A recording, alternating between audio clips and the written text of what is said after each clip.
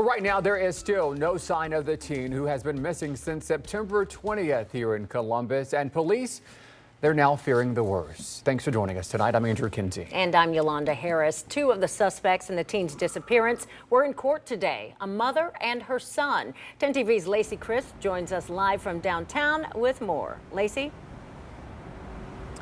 Imperial's family is still searching for this 17-year-old, but in court, prosecutors say they expect this to turn into a homicide case. Nearly 3 weeks after Imperial Stewart was last seen near Cleveland Avenue and Huey Road, two suspects were in court. Mom Tawisha Peterson and her son, Mikkel Bowles.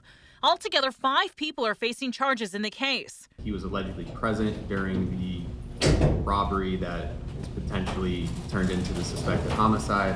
It was contentious outside of court as families clashed. Inside, prosecutors gave more details about what they believe happened. Mr. Bowles was a witness being dropped off at the same residence that Ms. Peterson was at.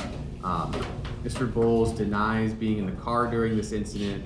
However, witnesses say that Mr. Bowles was suffering from a gunshot wound. During a press conference last week, police said a black 2006 Chrysler 300 that Stewart may have been associated with was recovered and forensic testing is being done.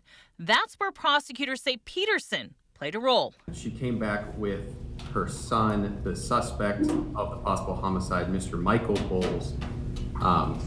There's evidence that Ms. Peterson engaged in a discussion about how to get rid of evidence, i.e. the vehicle involved in the incident. That vehicle was later found torched and burned out in Fairfield County. While police are still investigating, prosecutors expect more charges to be filed in the case. This is a suspected, initially started as a suspected robbery that is now a missing persons case.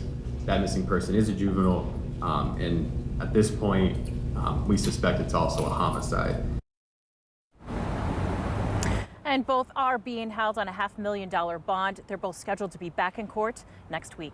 Reporting live, Lacey Crisp, 10 TV News.